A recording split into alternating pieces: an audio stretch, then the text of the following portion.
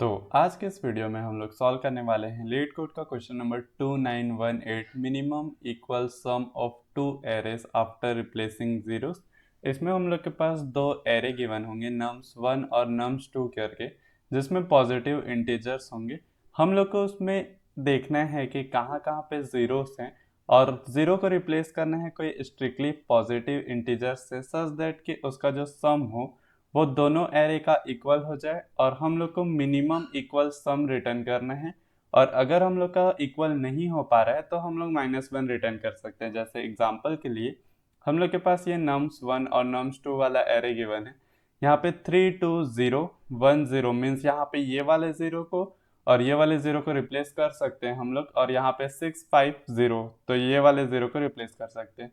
अगर हम लोग इसका सम निकालें 6 + 5 11 + 0, यहाँ पे ये वाला आ जाएगा 11, लेकिन हम लोग को क्या करना है, इसमें रिप्लेस करना है ज़ीरो को। तो कोई मिनिमम वैल्यू से इसको रिप्लेस कर देते हैं। तो यहाँ पे मैं इसको रिप्लेस कर देता हूँ 1 से, तो यहाँ पे ये +1 हो जाएगा, मीन्स यहाँ पे ये 12 हो जाएगा। अब हम लोग को इसको इक्वल करना है। अभी फिलहाल के लिए सम क्या है, 3 + 2 + 1 जो कि है हम लोग का 6, और हम लोग को ये दोनों ज़ीरो को रिप्लेस करना है, ऐसा रिप्लेस करना है कि 12 बन पाए। तो 6 में ऐसा क्या प्लस कर सकते हैं कि यहाँ पे ये 12 बने।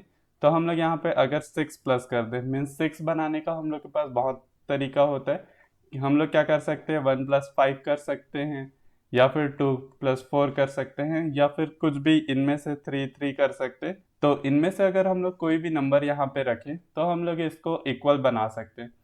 तो हम लोग इसमें कुछ ऑब्जर्वेशन कर सकते हैं। उससे पहले ये देख लेते हैं कि हम लोग का -1 किस केसेस में आएगा। जैसे हम लोग का ये वाला एग्जांपल है 2020 और nums2 में है 14। इसमें हम लोग का कोई भी नंबर रिप्लेस नहीं हो सकता है, और इसका जो सम आ रहा है वो आ रहा है 5, और यहाँ पे हम लोग का इसका जो सम है 2 + 2 4 हो जा रहा है।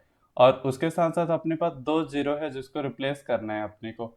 अगर हम लोग इसको रिप्लेस कर दे 1 से और इसको भी रिप्लेस कर दे 1 से, तो हम लोग को ऐसा गिवन है कि हम लोग को सारे जीरोस को रिप्लेस करना है कोई स्ट्रिक्टली पॉजिटिव इंटीजर के साथ।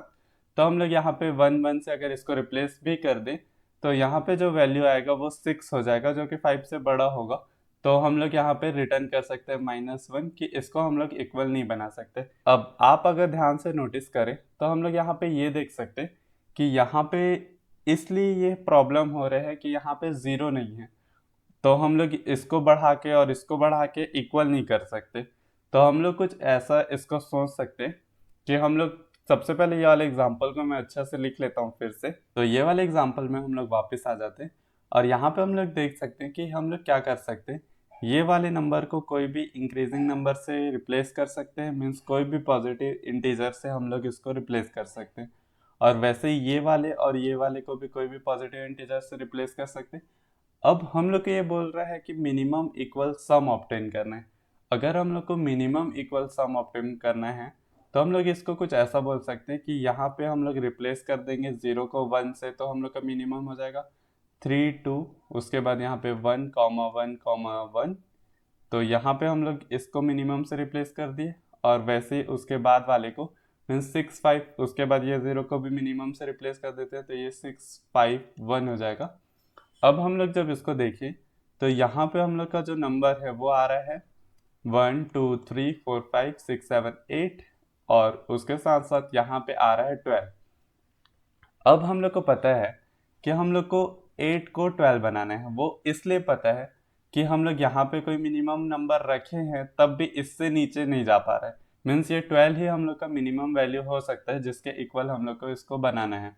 मीन्स हम लोग 8 को 12 तक पहुंचा सकते हैं, लेकिन इसको इसके तक वापस नहीं पहुंचा सकते क्योंकि हम लोग कोई भी नेगेटिव नंबर नहीं रख सकते हैं। तो हम लोग को अगर इसको 12 तक पहुंचाना है तो हम लोग के पास यहाँ पे दो वेरिएबल है, मीन्स दो जीरोस है, तो उसको हम लोग वेरिएबल मान सकते हैं क्योंकि उसके जगह पे हम लोग रिप्लेस करके कोई भी पॉजिटिव इंटीजर रख सकते हैं। जैसे यहाँ पे हम लोग इसको रिप्लेस करके अगर 2 कर दें और यहाँ पे इसको रिप्लेस करके अगर 4 कर दें, तो हम लोग का यहाँ पे ये वाला रिप्लेस होके 12 हो जाएगा और हम लोग का ये इक्वल हो जाएगा।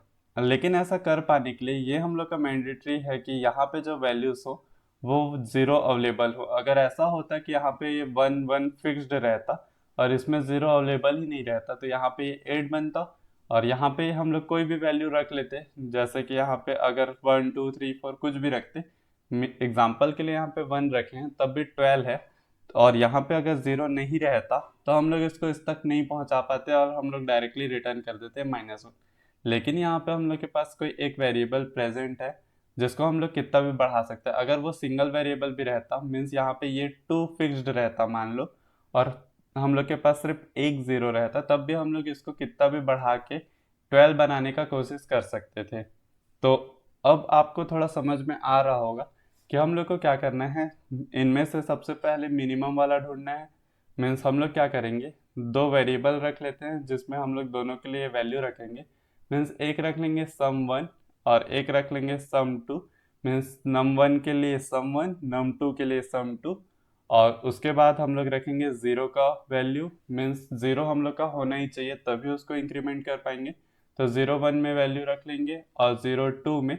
तो हम लोग को इससे पता चल जाएगा कि हम लोग का जो टोटल सम फिलहाल के लिए हो रहा है वो कितना है, और हम लोग को 0 1 से पता चल जाएगा कि उसमें 0 प्रेजेंट है या नहीं है। हम लोग क्या करेंगे, जब हम लोग सम निकालेंगे मीन्स इसमें ट्रैवर्स करते हुए सम निकालेंगे, तब जहाँ पे भी 0 आएगा उसको रिप्लेस कर देंगे 1 से, और 1 करके सम 1 में ऐड करेंगे। उससे ये होगा कि हम लोग मिनिमम वैल्यू इसका ढूंढ लेंगे और फिर इसका मिनिमम वैल्यू ढूंढ लेंगे। अब बारी आता है हम लोग आंसर कैसे निकालेंगे। तो आंसर का ऑब्जर्व करना बहुत सिंपल है कि हम लोग के पास ये दो वैल्यूज है 8 और 12। अब हम लोग का जो मिनिमम वैल्यू है जहाँ तक इसको पहुँचाना है वो हम लोग का 12 ही होगा, क्योंकि हम लोग को इसको बढ़ा सकते हैं लेकिन इसको कम करके 8 नहीं कर सकते। मीन्स 8 को बढ़ा के 12 करना ही पड़ेगा, और हम लोग जिसको बढ़ा के 12 कर रहे हैं वो वाला मीन्स मैक्सिमम वैल्यू जो है, मीन्स ये दोनों नंबर का जो मैक्सिमम वैल्यू आएगा वही हम लोग को रिटर्न करना है। तो हम लोग डायरेक्टली रिटर्न कर सकते हैं। रिटर्न कर देंगे हम लोग मैक्स ऑफ जो हम लोग का sum1 आएगा और sum2 आएगा उसका, यहाँ पे sum1 कॉमा sum2 कर देंगे तो हम लोग को यहाँ पे आंसर मिल जाएगा हम लोग का।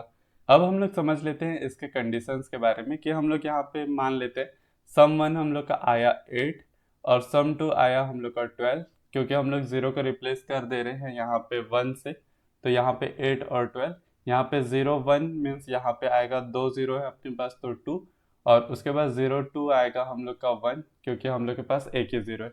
अब हम लोग कंडीशन चेक कर लेंगे कि अगर ये इससे छोटा है और इसके पास 0 अवेलेबल है मीन्स ये आगे बढ़ सकता है।